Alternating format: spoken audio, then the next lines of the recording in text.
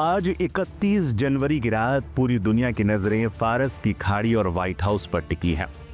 Drop site news की एक विस्फोटक रिपोर्ट राष्ट्रपति डोनाल्ड ट्रंप के हालिया बयानों ने इस आशंका को जन्म दे दिया है कि अमेरिका आज रात या अगले 24 घंटों के भीतर ईरान पर एक बड़ा सैन्य हमला कर सकता है। ट्रंप ने स्पष्ट शब्दों में चेतावनी दी है कि यदि ईरान ने उनके द्वारा दी गई गोपनीय समय सीमा के भीतर उनकी शर्तों को नहीं माना तो उसे अब तक के सबसे बड़े सैन्य प्रहार का सामना करना होगा। व्हाइट हाउस में संवाददाताओं से बात करते हुए ट्रंप ने रहस्यमयी अंदाज में कहा, मैंने ईरान को एक समय सीमा दी है, क्या वो आज रात है? केवल उन्हें ही इसके बारे में पक्का पता है।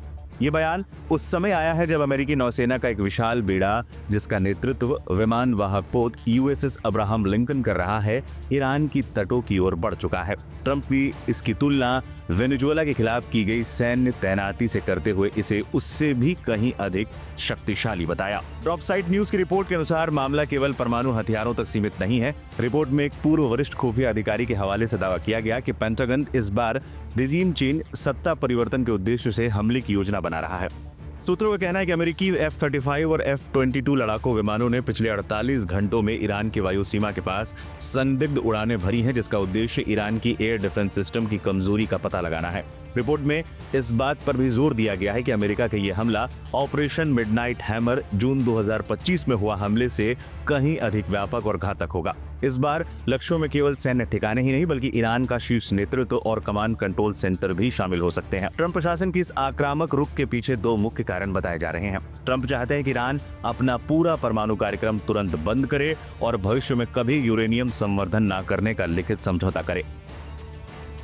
ईरान के भीतर फिलहाल थम चुके व्यापक सरकार विरोधी प्रदर्शनों में हजारों लोगों की मौत की खबरों ने ट्रंप को हस्तक्षेप करने का मौका दे दिया है। ट्रंप ने ट्रूथ सोशल पर लिखा कि यदि ईरान ने अपने ही नागरिकों पर हिंसा नहीं रोकी तो अमेरिका उन्हें बचाने के लिए कार्रवाई करेगा। हालांकि ईरान ने मिसाइल और परमाणु कार्यक्रम पर अड़े रहने की बात कही है और ट्रंप की मांगों को खारिज कर दिया है। तेहरान से मिल रही खबरों के मुताबिक ईरानी सेना को हाई अलर्ट पर रखा गया है। राष्ट्रपति मसूद पेजेश्कियान ने शांति की अपील करते हुए कहा है कि ईरान युद्ध नहीं चाहता, लेकिन अपनी संप्रभुता और मिसाइल कार्यक्रम पर कोई समझौता नहीं करेगा। ईरान के सर्वोच्च नेता ने भी संकेत दिए हैं कि किसी भी अमेरिकी हमले का जवाब मध्य पूर्व में मौजूद अमेरिकी ठिकानों और सहयोगियों पर भीषण हमलों से दिया जाएगा। चीन और रूस ने इस संभावित हमले पर कड़ी चिंता जताई है और अमेरिका से संयम बरतने को कहा है। विशेषज्ञों का मानना है कि यदि आज रात ट्रंप की डेडलाइन खत्म होती है और हमला होता है तो ये तीसरा विश्व युद्ध न सही लेकिन मध्य पूर्व को एक भीषण संघर्ष में झोंक देगा, जिसकी लपटें पूरी दुनिया की अर्थव्यवस्था खासकर तेल की कीमतों को झुलसा देगी। फिलहाल 31 जनवरी की रात इतिहास की सबसे लंबी रात साबित हो सकती है। क्या ये ट्रंप की एक मनोवैज्ञानिक युद्ध नीति है या वास्तव में युद्ध का आगाज? इसका जवाब तो आने वाले कुछ घंटों में ही पता चल पाएगा।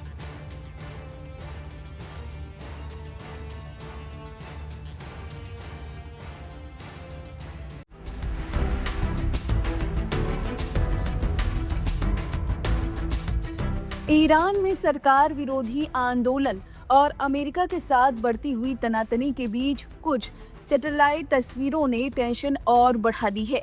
इन तस्वीरों में देखा गया है कि ईरान के 2 परमाणु ठिकानों पर कुछ गतिविधियां चल रही हैं। जून में इजराइल के साथ 12 दिन के युद्ध के दौरान अमेरिकी हमले में ये दोनों ही ठिकाने तबाह हो गए थे। ईरान अपने परमाणु कार्यक्रम के बारे में कोई बात सार्वजनिक नहीं करता। ऐसे में इस बात से इनकार नहीं किया जा सकता कि अगर अमेरिका ईरान पर हमला करता है तो परमाणु हथियारों का इस्तेमाल हो सकता है। जानकारी के मुताबिक ईरान किसी भी कीमत पर अपने न्यूक्लियर गोल्ड को बचा रहा है। तेहरान ने परमाणु ठिकानों को लेकर अपनी रणनीति बदल दी है। सैटेलाइट तस्वीरों में देखा जा सकता है कि यहाँ मिट्टी के विशाल पहाड़ खड़े कर दिए गए हैं। इसके अलावा मलबे के ऊपर की छतें बनाई जा रही हैं। ये तस्वीरें फोर्डो और नटांस परमाणु ठिकानों की है। बताया जा रहा है कि ईरान अपने यूरेनियम भंडार को मिट्टी में इतने गहरे दबा रहा है कि किसी हमले का असर उन पर न हो। इस तरह से ईरान परमाणु ठिकानों की किलेबंदी कर रहा है। डोनाल्ड ट्रंप ने दी है हमले की धमकी।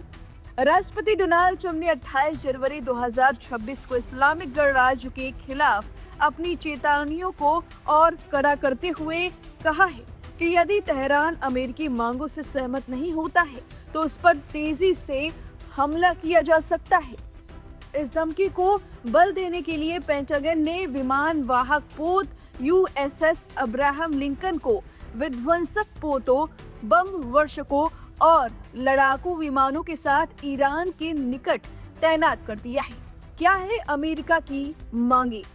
अमेरिका की प्रमुख मांगों में ईरान की यूरेनियम संवर्धन कार्यक्रम को स्थायी रूप से समाप्त करना, बैलिस्टिक मिसाइल विकास पर रोक और हमास, हिजबुल्लाह और हूती जैसे चरमपंथी संगठनों को समर्थन बंद करना शामिल है। विशेषज्ञों का मानना है कि कमजोर अर्थव्यवस्था और हालिया विरोध प्रदर्शनों से जूझ रहे ईरान पर दबाव बनाने का यह प्रयास गंभीर और दूरगामी परिणाम ला सकता है।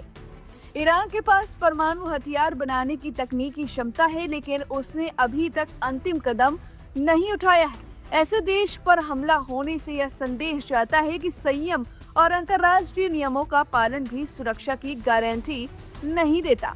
इस्लामिक गणराज्य ईरान की संस्थाएं 47 वर्षों के शासन के बाद समाज में गहराई से जड़ें जमा चुकी हैं। अमेरिकी विदेश मंत्री मार्को रूबियो ने 28 जनवरी को माना कि यदि सरकार गिरती है तो आगे क्या होगा।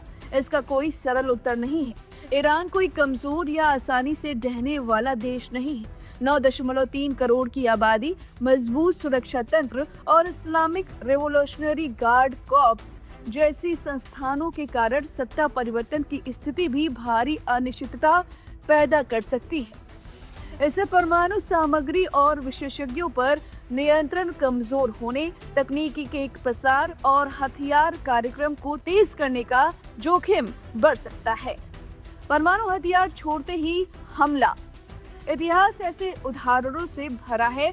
लीबिया ने 2003 में अपना परमाणु कार्यक्रम छोड़ा, लेकिन बाद में सैन्य हस्तक्षेप का सामना किया। यूक्रेन ने 1994 में परमाणु हथियार त्यागे, फिर भी उसे क्षेत्रीय आक्रमण झेलना पड़ा। जून 2025 में ईरान की परमाणु सुविधाओं पर हुए हमले ने यह धारणा और मजबूत की कि केवल सीमांत स्थिति में रहना पर्याप्त सुरक्षा नहीं देता। सैन्य कार्रवाई से अंतर्राष्ट्रीय परमाणु ऊर्जा एजेंसी IAEA की विश्वसनीयता भी प्रभावित होती है। निरीक्षण और निगरानी व्यवस्था बाधित होती है और यह संदेश होता है कि नियमों का पालन करने पर भी देश सुरक्षित नहीं है। इसका प्रभाव क्षेत्रीय और वैश्विक हो सकता है। सऊदी अरब पहले ही कह चुका है कि यदि ईरान परमाणु हथियार बनाता है तो वह भी ऐसा करेगा। तुर्की ने भी स्वतंत्र परमाणु क्षमता में रुचि जताई है।